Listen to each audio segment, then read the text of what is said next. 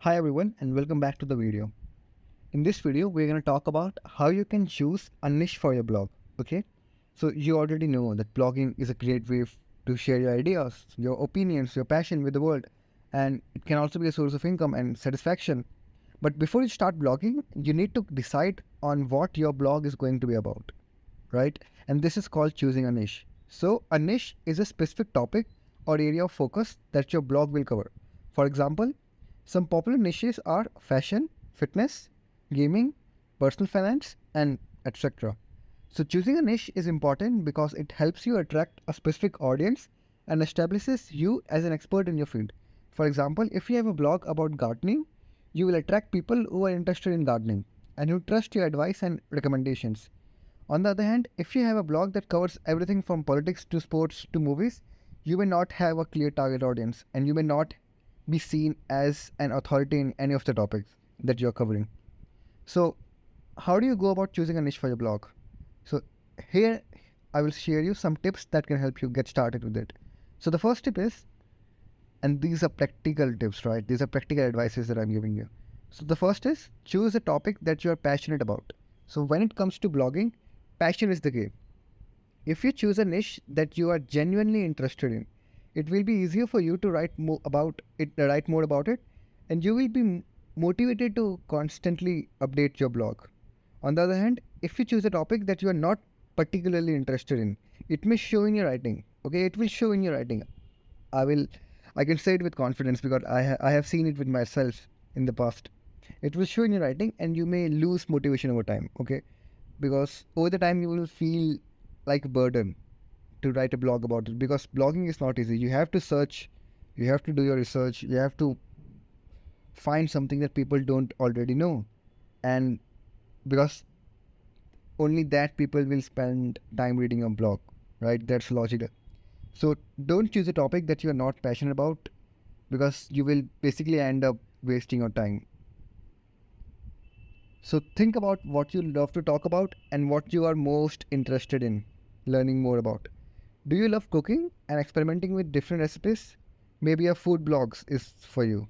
Do you enjoy traveling and exploring new destinations? Maybe a travel blog could be a great fit for you in this case. Choose a topic that you have knowledge and expertise in. That's the second tip.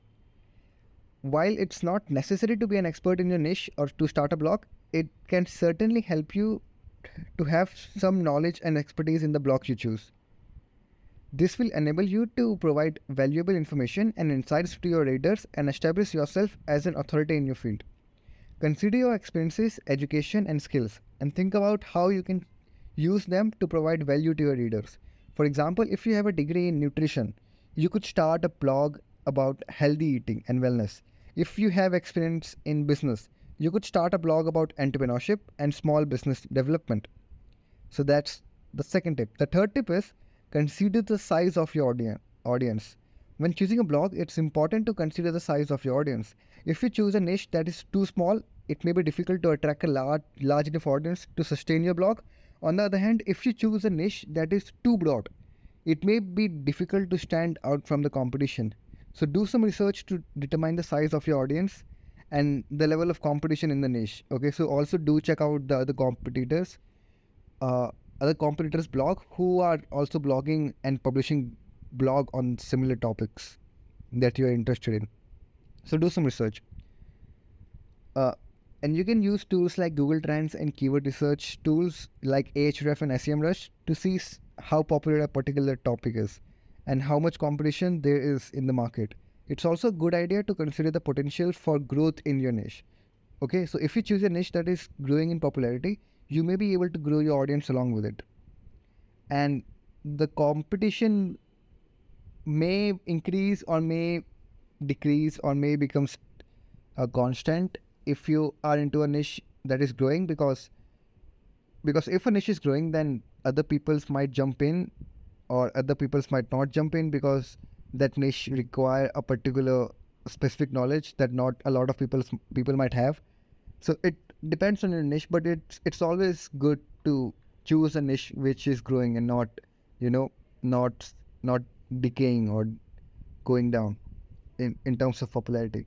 So now that you know what a niche is and why it's important, let's do some action steps that will help you choose one niche for your blog.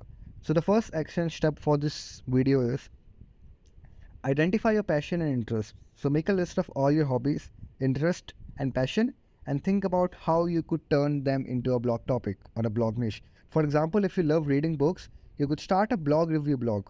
Okay, a book review blog, or a book club blog, or anything that is related with books. And you can even narrow down a little bit. Okay, so you can find a sub niche into a niche.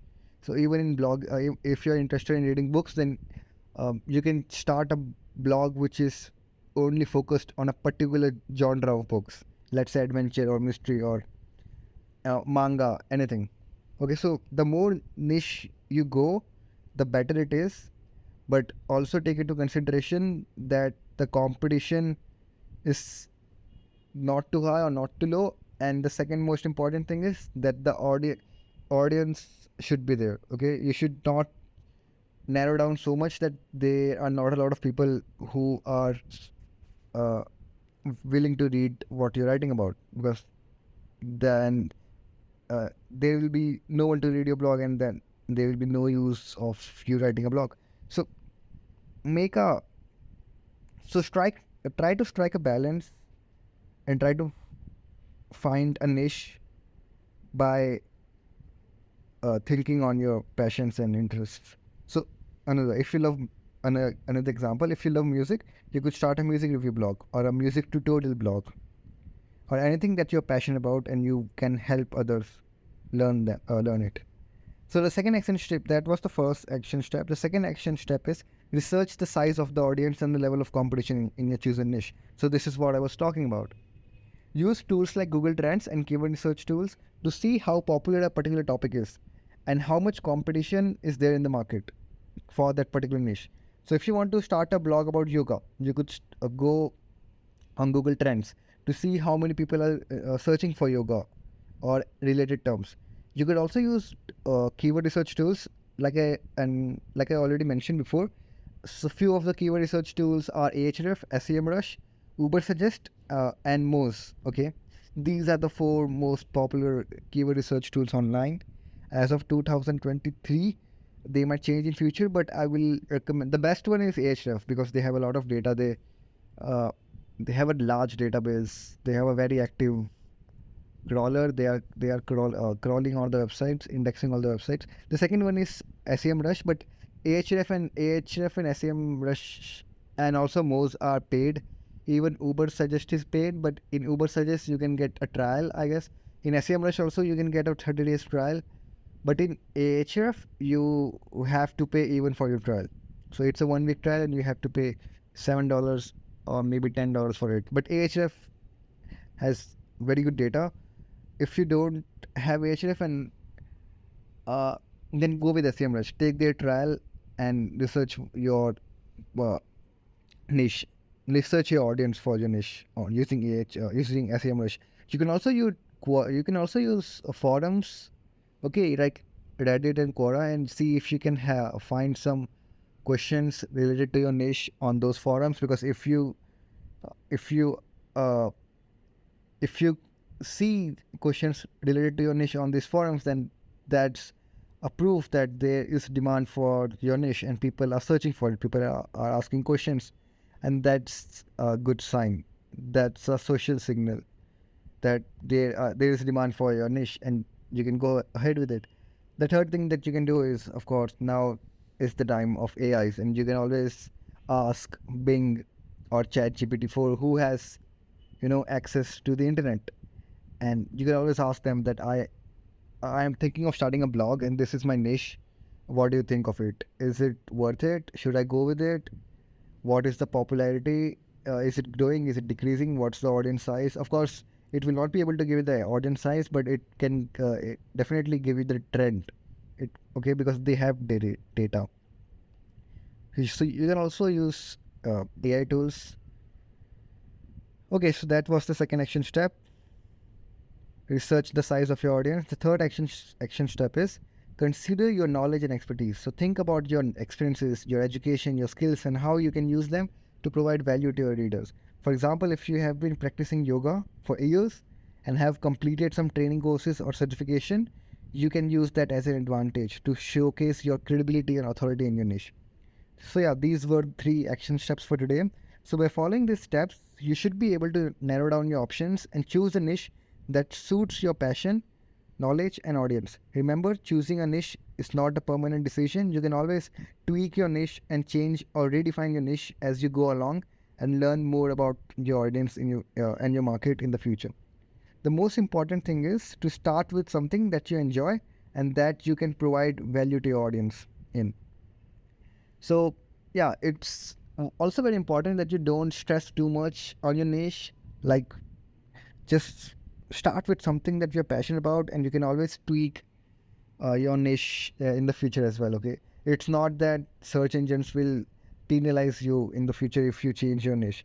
Of course, they will penalize you if you completely change your category. So if one day you're writing about sports and the next day you're writing about, let's say, celebrities or games, then you may become irrelevant in the eyes of search engines, and you may face some penalty. But if you are writing about books, and if you have selected a particular niche in a book, and then after a couple of weeks or a couple of months you change your niche and you try to write about some other genre, or some uh, you're writing book reviews, and then you are teaching others how to write their first novel, then you you are tweaking your niche, but you are basically in the same broader category, right? You are still in the book niche. Okay, so it's not hardcore, and it's not as if that if you select something in the starting, you cannot change it in the future. So don't stress too much about it. And start with something that you're passionate about, and you are happy to spend a couple of hours working on it and trying to research more about. Because in the starting, perseverance is very important, and you have to persevere till you write your first 5 to 10 blocks, because that's the most critical point, and that's the time when most of the people drop out. So start with something that you won't feel as a burden. And these were all the tips for today. That's it for this video, and I'll see you in the next one. Till then, keep watching. And if you want to learn more about, if if you want all the notes that I have of this video, and if you want to know the mistakes that people make that is related to this video, that I have seen in in all the experience that I have, then you can definitely check out this book. All these videos are based out of this book. So this book is the main uh, main content source. I've written this book, and using this book as the key, as the main source material, I'm making all these videos.